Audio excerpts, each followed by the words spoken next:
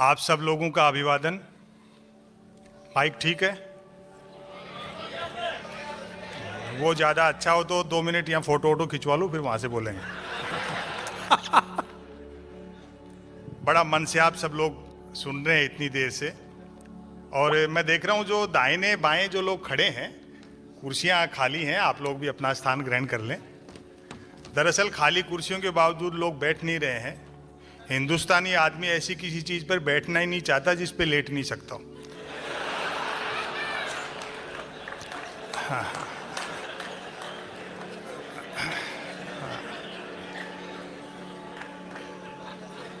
मैं बधाई देना चाहता हूं आप लोगों को कि देश से दूर, आप इतनी दूर, 7 समंदर पार कहना चाहिए, हिंदी और उर्दू के प्रति आपके मन में अनुराग है, प्रेम है।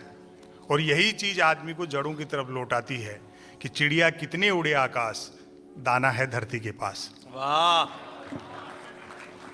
हम कवि और शायर आप लोगों के इसलिए भी आभारी हैं कि आप कला का उद्धार कर रहे हैं, क्योंकि कला की, आर्ट की, कल्चर की स्थिति इन दिनों बड़ी खराब है। बिरजू महाराज तक च्यवनप्राश बेच रहे हैं।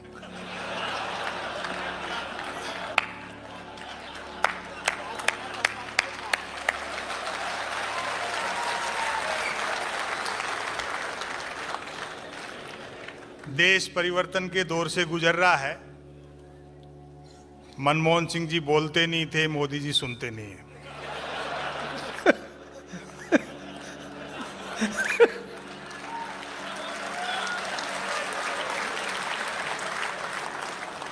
बोलने का ऐसा कोई माध्यम नहीं है जिसको वो छोड़ना चाहते हैं। अभी पिछले दिनों तो रेडियो पे बोले तो ओबामा ने बधाई दी कि मोदी जी आज तो आपको रेडियो पे देखा।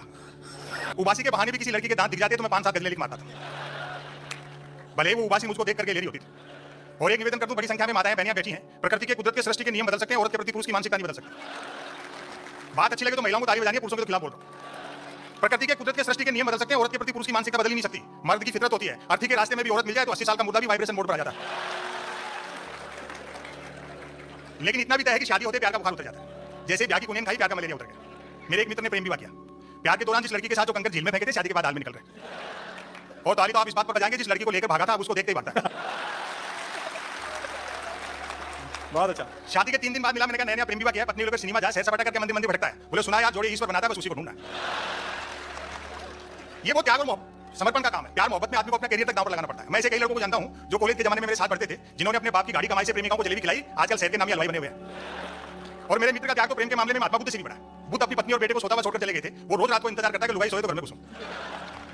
और देखो, मैं तो हिंदी साहित्य का विद्यार्थी था, इसलिए मुझसे तो कौन प्रेम करती। आप उर्दू हिंदी की सेवा कर रहे हैं, इससे अच्छा व्यंग यहाँ कहा नहीं जा सकता, आपसे अच्छा इसको कोई यहाँ समझ नहीं सकता। मैं हिंदी का विद्यार्थी था, मुझसे कौन प्रेम करती भाई? मरते हुए पे कौन मरेगा? ताली बजा रहे हैं, आप भी रहने दो।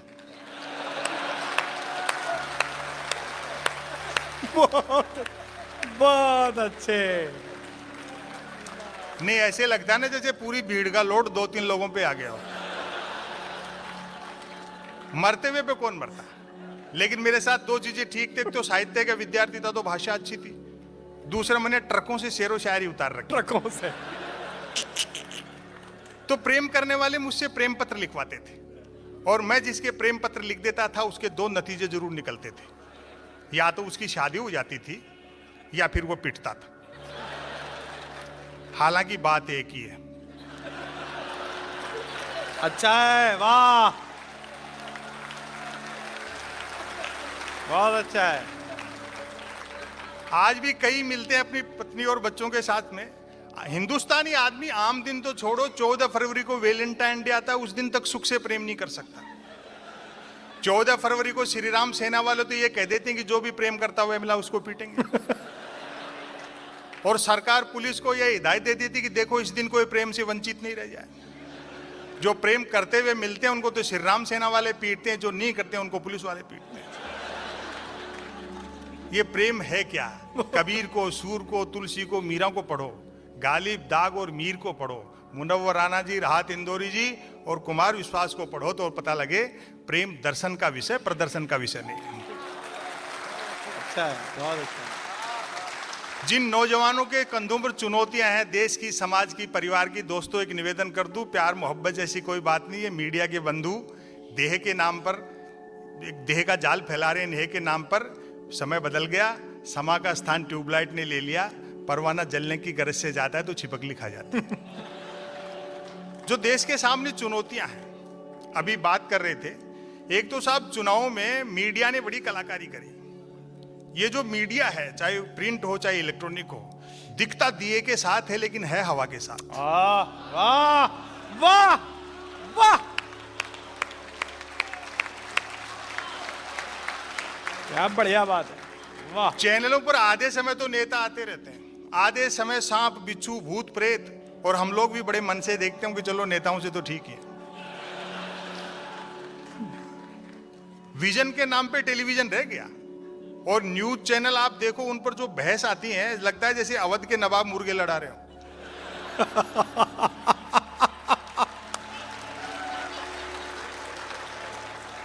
अच्छा है। 4 जने होते हैं बहस में, एक मुद्दे का समर्थक, एक मुद्दे का विरोधी, एक बुद्धिजीवी, दोनों को हड़काने वाला,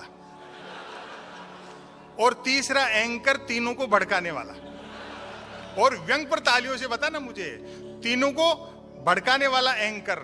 बहस होनी होती है गरीबी की रेखा पर, और करते रहते हैं रेखा की गरीबी पर।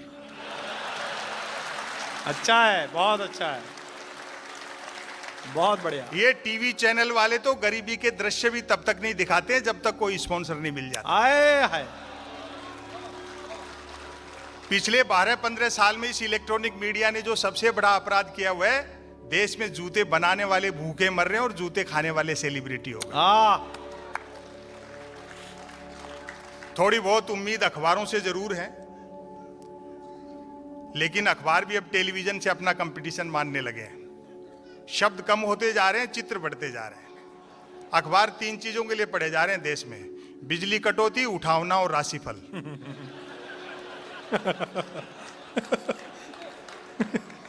और रोज नया छप रहा है। एक दिन तो अखबार के दफ्तर से 2 लोग आगे बोले, संपत सरल जी नया अखबार लॉन्च कर रहे हैं, आप भी ग्राहक बन जाओ, क्योंकि अखबारों का कोई पाठक तो बनता नहीं, ग्राहक ही बनता है। वाह वाह वाह, बहुत अच्छे। 1 रुपए में 16 पेज। और मेरा जवाब सुनना और आनंद लेना, आप भी ग्राहक बन जाओ, 1 रुपए में 16 पेज। मैंने कहा भैया रुपये तो चाहे एक की जगह 2 ले जाए, लेकिन 16 पेज खाली दे जाए कर। अच्छा है। फिर मैंने रिसर्च की, इतने अखबार अगर कोई खरीदता नहीं तो बिकते कैसे? तो अचानक एक दिन एक अखबार के दफ्तर से फोन आया, बोले संपत सरल जी आज आपका नाम हमारे अखबार में छपा। मैं बड़ा खुश हुआ जी, आपका अखबार कहाँ मिलता है? वो बोले हमारा अखबार कोई ओकर नहीं बांटता, जिस किसी का नाम छप जाता है दिन भर वही खरीद खरीद कर बांटता है।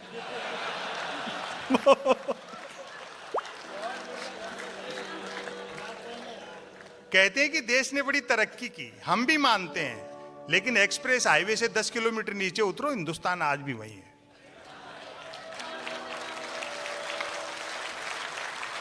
15 रुपए में पानी की बोतल मिलती है तो तरक्की नहीं है। प्रजातंत्र के गाल पर तमाचा है कि सरकार 66 साल में देश की जनता को शुद्ध पानी नहीं पिला पाई।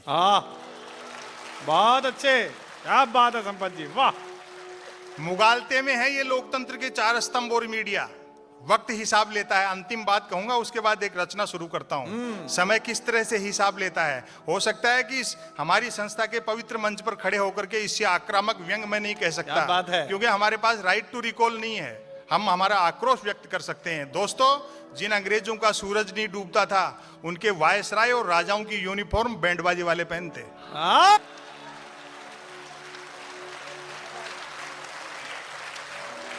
समय इस तरह से हिसाब ले रहा है।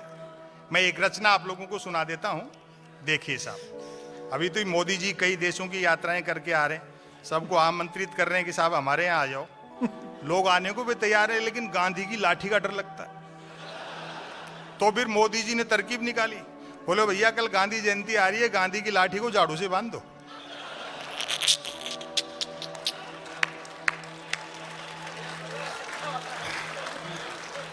यह है स्वच्छ भारत अभियान। बताओ,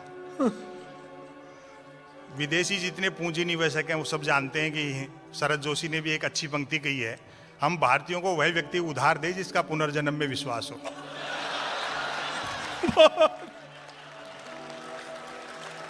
बहुत अच्छे। मैं बधाई देना चाहता हूं बैंक ऑफ बड़ौदा के अधिकारी आदरणीय अस्थाना जी को कि आपने एक अनुत्पादक काम के लिए प्रायोजक किया। लेकिन जयपुर में भी ये हमारे पड़ोसी थे और बड़ा अच्छा आपने काम किया। दोस्तों, जितने प्रायोजक हैं मैं उनसे निवेदन करना चाहता हूँ, एक अच्छा काम है। अब कविता और शायरी में ही कहीं न कहीं थोड़ी सच्चाई बची है। मीडिया और वो सब तो आप सब लोग देख ही रहे हैं। पैसा दुनिया में बहुत कुछ है, लेकिन सब कुछ नहीं है। जब राम पास में थे तो सीता को सोने का हिरण चाहिए था, और वही सीता जब सोने की लंका में बैठी थी तो हाय राम कर। हाय हाय, वाह वाह, क्या बात है। इसलिए आप इन लोगों का हौसला बढ़ाते रहिए, अच्छे लोग आते रहें, अच्छी अच्छी चीजें अच्छे अच्छे लोगों को सुनाते रहें। एक रचना मैं सुनाता हूं। मैं गद्य पढ़ता हूं जैसा शरद जोशी जी, केपी सक्सेना जी पढ़ते थे। वो दोनों इस दुनिया में है नहीं। 5-6 साल से मैंने कोशिश की और भाई कुमार विश्वास का बड़ा संबल मिला, काम चल निकला। कहां तक पहुंचा आप देखिए। हम तकनीक के युग में जी रहे हैं। गांधी जी कहते थे टेक्नोलॉजी साधन है, साध्य नहीं है। तकनीक का सबसे बड़ा नुकसान क्या है? वो तेजी से जमाना बदल रहा है। पिताजी के अनुभव बेटे के किसी काम के नहीं रहे। तकनीक का सबसे बड़ा लाभ यह हुआ कि आदमी की समझ बढ़ी, लेकिन सहनशीलता कम हो गई। भौगोलिक दूरियां कम हुई, लेकिन आदमी से आदमी दूर हो गया। वाह, हाँ, भाई क्या बढ़िया कह रहे हैं आप, वाह वाह। और अब तो आदमी खुद से दूर होता जा रहा है। तब मैंने एक रचना लिखी। पहले का जो समय था उसमें आपाधापी, संघर्ष और सब कुछ था, लेकिन रोमांच बहुत था। आज जीवन में जितनी आपाधापी, संघर्ष है, लेकिन रोमांच नहीं है, रस नहीं चुड़ गया। आज आपको मर्सिडी या ओडी में वो आनंद नहीं आता जो पिताजी की दी हुई उस जमाने की 150-200 रुपए की साइकिल में आता। तब मैं कहना चाहता हूं, पहली पंक्ति से आप पकड़ लेंगे, आपको अच्छा लगेगा। वे भी क्या दिन थे। आदरणीय मुनव्वर राना साहब को समर्पित है। सुने साहब, वे भी क्या दिन थे। पहली पंक्ति से आप पकड़े, अच्छा लगेगा। वे भी क्या दिन थे जब घड़ी एक आध के पास होती थी और समय सबके पास था। वाह, बहुत अच्छे संपत भाई, वाह वाह वाह, क्या बात है। ये है व्यंग, वाह वाह वाह वाह वाह वाह वाह। और अगली पंक्ति पर तो पूरा सभागार मुझे आशीर्वाद देगा। दुबई में बहुत आया, आपके यहाँ पहली बार आना हुआ। वे भी क्या दिन थे। मैंने एक पंक्ति में अगर टेक्नोलॉजी को आईना दिखाया हो तो मेरा समर्थन करना। वे भी क्या दिन थे जब घड़ी एक आध के पास होती थी और समय सबके पास था। आज की तरह नहीं था कि फेसबुक पर 5000 दोस्त हैं और परिवार में बोलचाल बंद है। वाह वाह संपत जी, वाह। ये जितने लोग बैठे हैं, कवि सम्मेलन, मुशायरा, वो मजाक की बात भले ही 10 तरह की होती होंगी, लेकिन कोई धंधा नहीं है, हमारे लिए मिशन है। हमारी कोशिश है मोबाइल, इंटरनेट, कंप्यूटर, टेलीविजन में उलझी पीढ़ी शब्दों से मोहब्बत करे, किताबों की तरफ लौटे, बुजुर्गों का सानिध्य हासिल करे। दोस्तों, एक निवेदन कर दूं, दुनिया की कितनी भी एडवांस टेक्नोलॉजी हो, उजाला बनाया जा सकता है, धूप नहीं बनाई जा सकती। वाह। आज की शाम जिन महनीय लोगों को आपने आमंत्रित किया है, वो सब धूप बनाने वाले लोग हैं। इनके साथ समय गुजारिए। आज की तरह नहीं था कि फेसबुक पर 5000 दोस्त हैं और परिवार में बोलचाल बंद हैं। पुराने समय की जो विरोधाभास थी, विसंगतियां थी, उनका आनंद लें। तब मोबाइल तो क्या, लैंडलाइन फोन तक नहीं होता था। अतः झूठ सिर्फ आमने सामने मिलने पर ही बोला जाता था।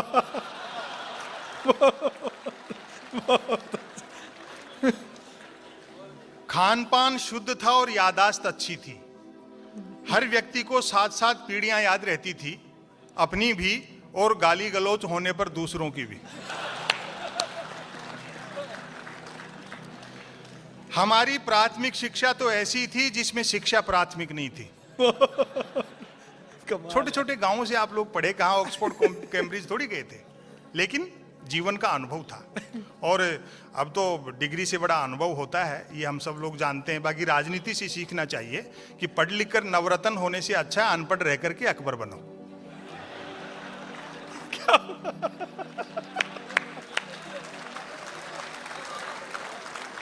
हमारी प्राथमिक शिक्षा तो ऐसी थी जिसमें शिक्षा प्राथमिक नहीं थी। हमारा 50 बच्चों, 3 अध्यापकों, 2 पेड़ों और 1 कमरे का स्कूल हुआ करता था। आज तो इतने के बल पर लोग यूनिवर्सिटी चला रहे हैं।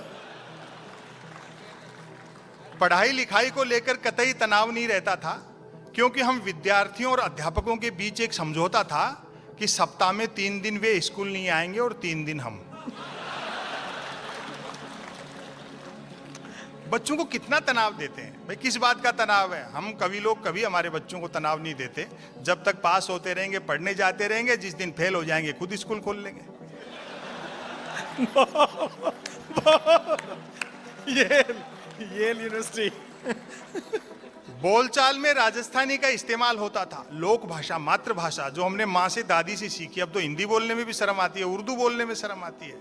बोलचाल में राजस्थानी का इस्तेमाल होता था।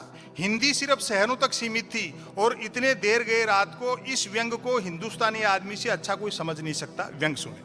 हिंदी सिर्फ शहरों तक सीमित थी और अंग्रेजी तो पीने के बाद ही बोली जाती थी।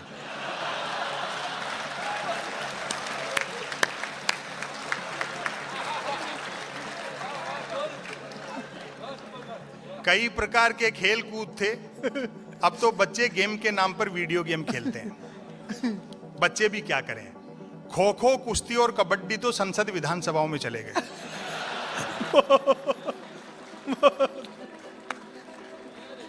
बाकी खेलों को क्रिकेट ने बाउंड्री लाइन से बाहर कर रखा है। जो चैनल खोलो क्रिकेट। एक दिन तो कमेंटेटर ने बड़ी ऊंची छोड़ी, बोले जब से वो धवन और कोहली ने मूछें रखी हैं तब से धुआंधार परफॉर्म कर रहे हैं। मेरे उस दिन समझ में आई कि दुनिया में महिला क्रिकेट क्यों पिछड़ा हुआ है।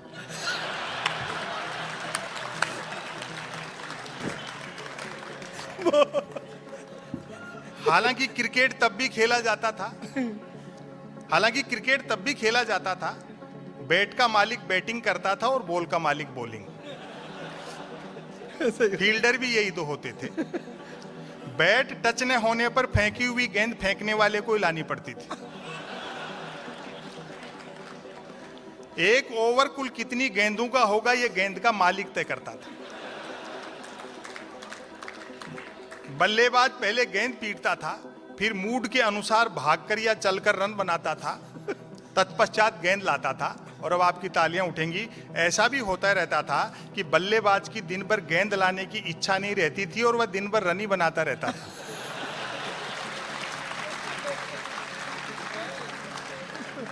हम आवारा पूंजीवाद के दौर में जी रहे हैं। आए है आवारा पूंजीवाद, वाह। पूंजीवाद नहीं, आवारा पूंजीवाद के दौर में जी रहे हैं, जिसका काम है मनुष्य के भीतर असुरक्षा बोध भरना।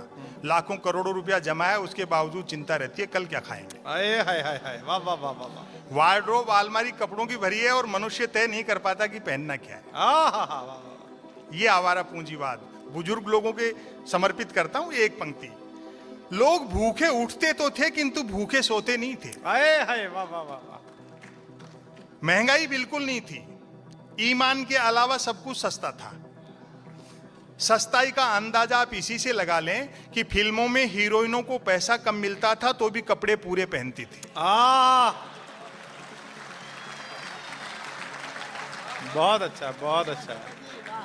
उन दिनों रामलीलाएं मनोरंजन का प्रमुख साधन हुआ करती थी। हर धर्म, जाति, भाषा के लोग देखते थे रामलीलाएं, और अवध वाले तो खैर धन्य इस मामले में। उन दिनों रामलीलाएं मनोरंजन का प्रमुख साधन हुआ करती थी, जिनमें महिला पात्रों का रोल भी पुरुष ही करते थे। रामलीला वालों का गले मिलने और गले पड़ने का समय अलग अलग होता था। रामलीला मंडली गांव की धर्मशाला में ठहरती थी। हम बच्चे दिन में धर्मशाला में जाकर देखते थे कि गत रात ही एक दूसरे के जानी दुश्मन रहे बाली और सुग्रीव साथ साथ ताश पत्ती खेल रहे। शूरपनखा मंथरा के लिए चाय बना रहा है, और हर पुरुष की जो घर में औकात है, चाहे मैं ही हूं चाहे कुमार विश्वास हो, चटाई पर बैठा रावण रात को आरती में आए पैसों का हिसाब मंदोदरी को दे रहा है।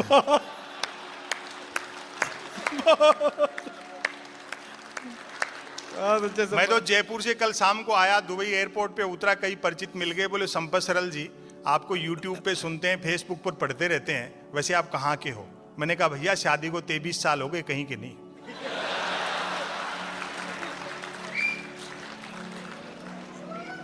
लोग पैदल चलते थे और पद यात्राएं करते थे, जो कि पद प्राप्त करने के लिए नहीं होती थी। बहुत अच्छा है। कुछ एक के पास साइकिलें होती थी जो 4 रोटियों में 40 का एवरेज देती थी। आए हाय, वाह वाह। कारें, मोटरसाइकिलें तो छोड़ो, बसें तक गिनती की हुआ करती थी, जहाज और हवाई जहाज तो हम किताबों में देखते थे और कॉपियों के बनाते थे। क्या बात है संपत भाई, वाह वाह। याद आती हैं वे मीटर गेज की कोयले के इंजन वाली गाड़ियां। तय करना कठिन था कि ट्रेन और यात्रियों में कौन किसको ढो रहा है। उनकी स्पीड का तो ये हाल था कि घंटे आध घंटे का सफर होता था तो भी लोग 3 वक्त का खाना बांध कर चलते थे।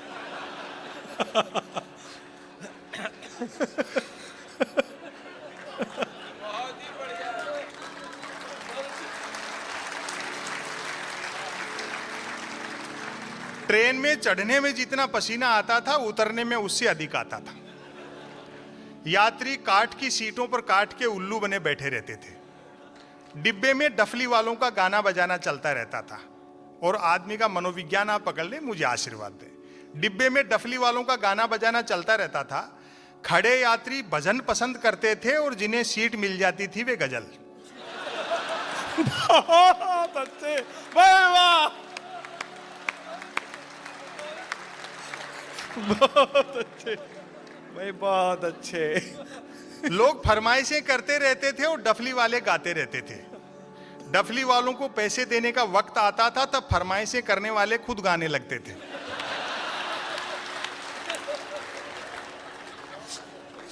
फिर एक आम हिंदुस्तानी का मनोविज्ञान आप देख लें। क्योंकि यात्री को सामान की भी स्वयं ही रक्षा करनी होती थी, अतः खाली हाथ चढ़ते थे तो भी सामान लेकर ही उतरते थे। ताली तो जोर से बजा दो।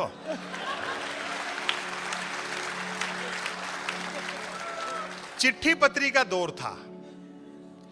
एसएमएस ईमेल वाले क्या जाने पत्र लेखन का स्वाद। और हमारे एक बड़े शायर हैं उदय प्रताप सिंह जी, जो सांसद भी रहे, समाजवादी पार्टी के नेता।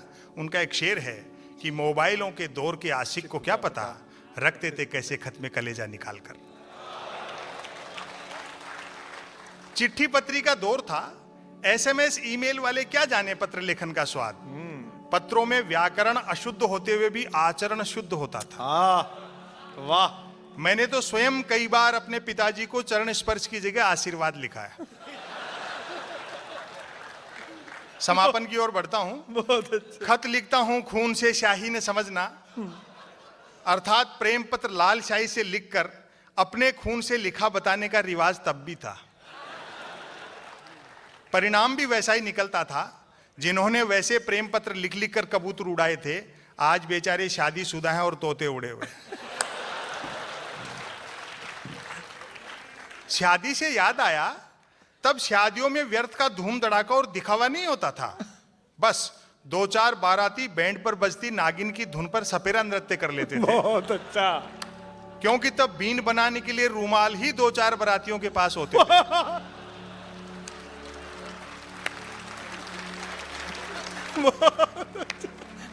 और इस लेख का सबसे मार्मिक जो बंद है वो मैं आदरणीय राजेश रेड्डी जी को समर्पित करता हूं। वो आकाशवाणी से जुड़े हैं। वह टीवी नहीं रेडियो का युग था। टेलीविजन ने एक बड़ा नुकसान ये और किया कि जो सुनने वाली कलाएं थी उनको देखने वाली कलाएं बना दिया। वह टीवी नहीं रेडियो का युग था। व्यक्ति बंदूक भले ही बिना लाइसेंस के रख सकता था, किंतु रेडियो के लिए लाइसेंस अनिवार्य था। याद आते हैं अमीन सयानी का बिना का गीत माला। वाह। जसदेव सिंह की हिंदी कमेंट्री, कृष्ण कुमार भार्गव, देवकीनंदन पांडे और रामानंद प्रसाद सिंह के समाचार।